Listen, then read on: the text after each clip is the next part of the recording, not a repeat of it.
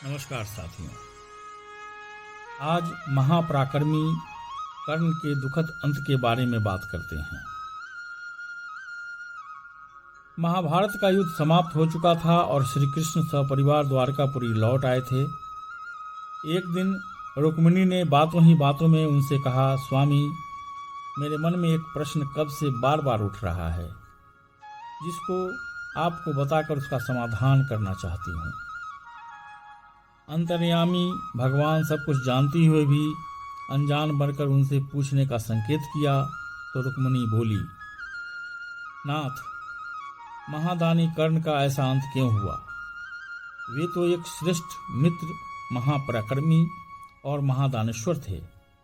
फिर भी ऐसा क्या दोष हुआ था उनका जो ऐसा दुखद अंत हुआ, जिसने स्वयं की माता कुंती को भी अर्जुन के सिवा किसी अन्य पांडव को नहीं मारने का वचन दिया था, यह जानते हुए भी कि ब्राह्मण वेशधारी देवराज इंद्र हैं, उनको अपने कवच और कुंडल दान में दे दिया।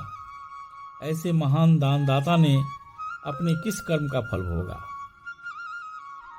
तब श्री कृष्ण ने उनके प्रश्न में निहित उनकी शंका के समाधान हेतु गंभीर होकर कहा, हे रुक्मिणी, वैसे तो दुर्योधन का अधर्म में जिसने भी साथ दिया वो सब पाप के भागी बन गए और उन्हें उनके कर्मों का फल तो मिलना ही था।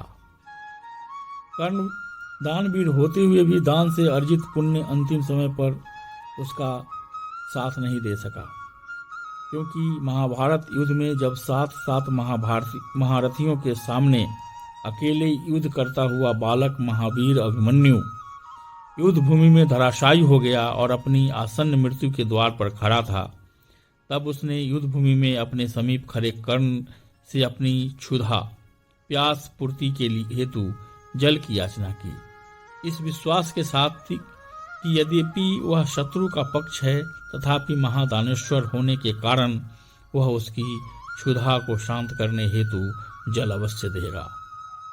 किंतु उसके पास मीठा पेयजल होने के बावजूद मात्र अपने प्रिय मित्र दुर्योधन को प्रसन्न करने के लिए, और ऐसा करने से वह रुष्ट हो जाएगा, कर्ण ने उस मृत्यु के मुहाने पर खड़े याचक की याचना की अवहेलना कर दी और युद्ध भूमि में उस वीर बालक को सूखे कंठ लिए प्राण त्यागने पड़े। हे रुक्मिणी, स्वयं के पास जल होते हुए मृत्यु द्वार पर खड़े हुए प्राणी को कर्ण ने जल नहीं दिया था या नहीं पिलाया। कर्ण ने इस एकमात्र पाप से उसके संपूर्ण जीवन में किए हुए दानों से अर्जित पुण्य को नष्ट करने के लिए यह एकमात्र कारण पर्याप्त था और उसके पिछले दान किए हुए पुण्यों की यशस्वी गाथा का क्षय हो गया। और काल की गति देखो, उसी जल के स्रोत से उत्पन्न कीचड़ में कर्ण के रथ का पहिया धंसा और उस महारथी, महादानी और महापराक्रमी कर्ण का अंत का उसकी मृत्यु का कारण बन गया। इतना सब कहकर श्री कृष्ण मौन हो गए और यह सब सुनकर रुक्मिणी की जिज्ञासा शांत हो गई। दोस्तों, यही है कर्म फल। किसी के साथ अन्याय का एक ही पल आपके संपूर्ण जीवन की प्रामाणिकता को शून्य करने हेतु पर्याप्त है। यही कर्म का शाश्वत सिद्धांत है। हम में से प्रत्येक को अपने किए हुए कर्मों का फल यहीं पृथ्वी लोक और इसी जीवन में अवश्य भोगना पड़ता है।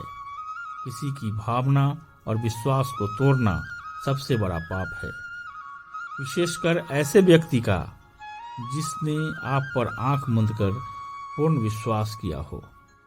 तो दोस्तों, आज के लिए बस इतना ही। जल्द ही फिर मिलेंगे एक नए वीडियो के साथ। तब तक मुझे विदा दीजिए। और हाँ, अगर आपने मेरे चैनल को सब्सक्राइब नहीं किया है तो सब्सक्राइब कीजिए, लाइक कीजिए।